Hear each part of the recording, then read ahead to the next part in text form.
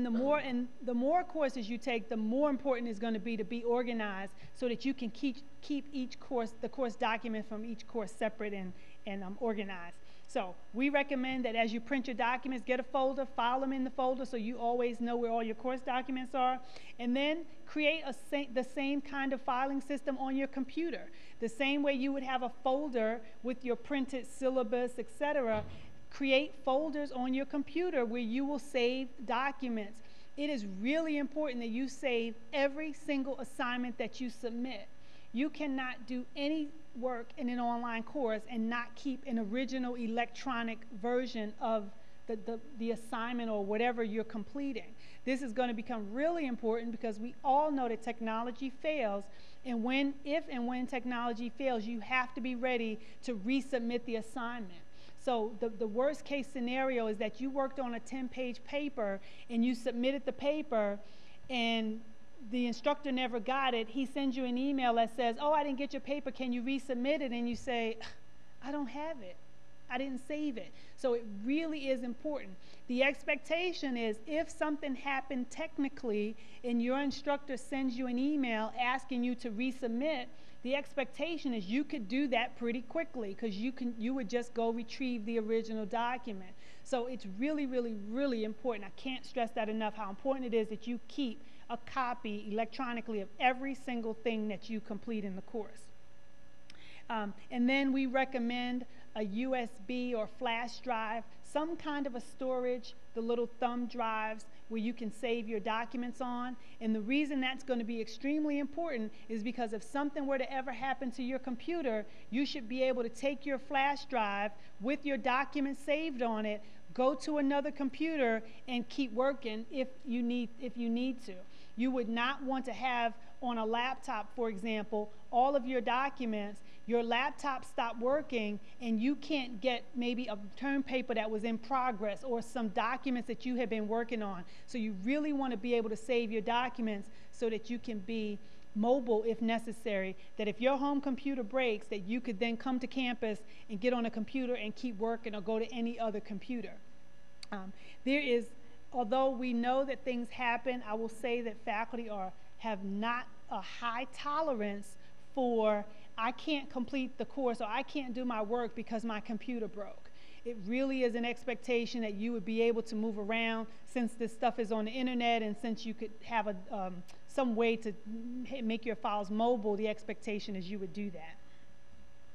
Secondly, you have to get to know the virtual campus. How many of you are also taking a class on campus? Okay, so many of you will also be on campus. I will tell you that we have a very high percentage of our online students that also take on-campus courses. In fact, the percent of people is less than 15% of our students take only online courses, so it doesn't surprise me. But you still have to get to know your virtual campus, and there are a couple of websites I just want to bring to your attention. One is the MyPGCC portal. How many of you have found the portal? Okay, there is an online students page on the portal that has some information that will help you get started if you haven't already found that. Blackboard is, I've said a couple times, is our online classroom place. You will become very familiar with Blackboard because that's where you'll be doing all of your classwork.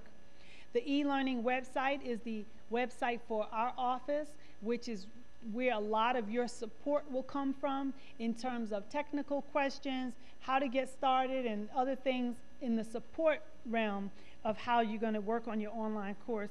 And then lastly, the college's website is also really important because that's how you would access our link, our mail, and all of the other ancillary programs or applications that you need for your courses.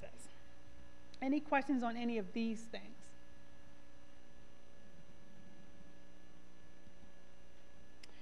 Step 3 is visit the bookstore. You have to know what books to use. You can either physically go to the bookstore, which is located right outside of this room, or the online bookstore has all of the books and you can purchase your books online. You are not obligated at all to purchase books from our bookstore. Once you get the correct ISBN for your book with title and edition is the most important, that you have the correct edition for the course that you're taking. You are welcome to purchase your book at any bookstore. There's lots of discount bookstores online.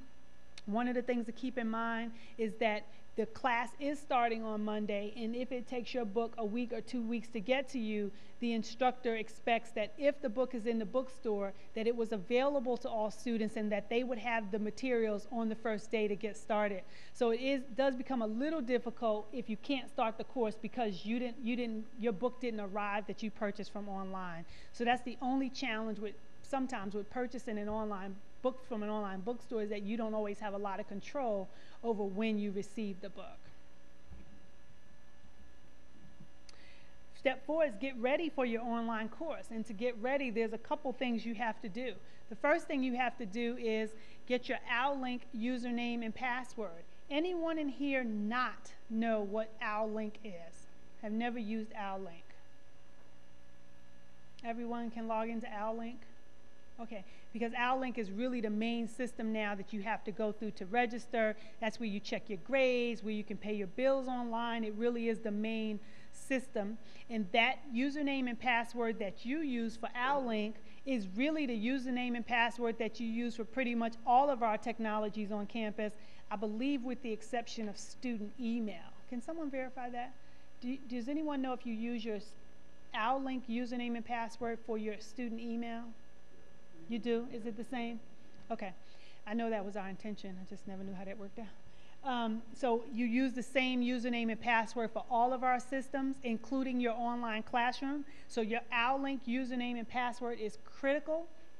If you ever cannot log into any of our systems, if you can't log into Blackboard, go change your eLearning password. If you can't log into the portal, go change your your eLearning password. So eLearning really is the core of all of our technologies on campus.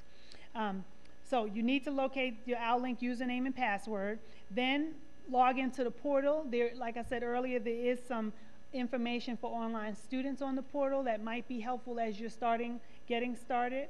And then you need to activate your mail account. And you can do that off of the college's main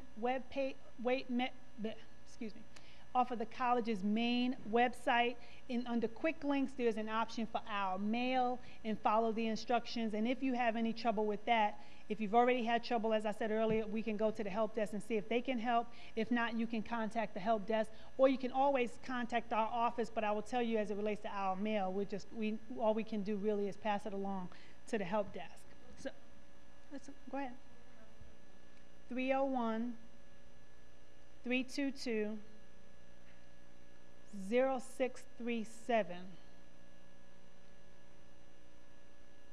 Okay. Or the email is helpdesk@pgcc.edu.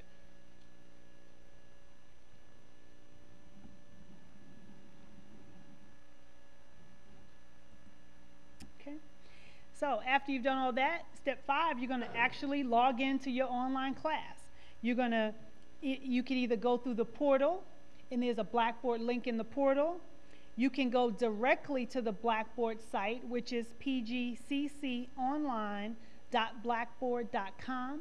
Please note that there is no www on the website for our Blackboard login. That becomes really important because a lot of people just by instinct put www and then can't find it. And then when you log in, you're going to use your eLearning username and password.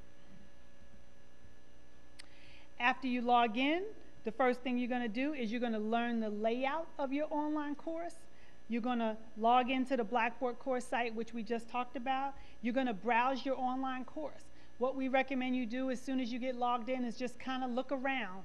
Click around, read everything you see, because that pretty much are all of your directions for your course. How many of you have already logged into your online course? Okay.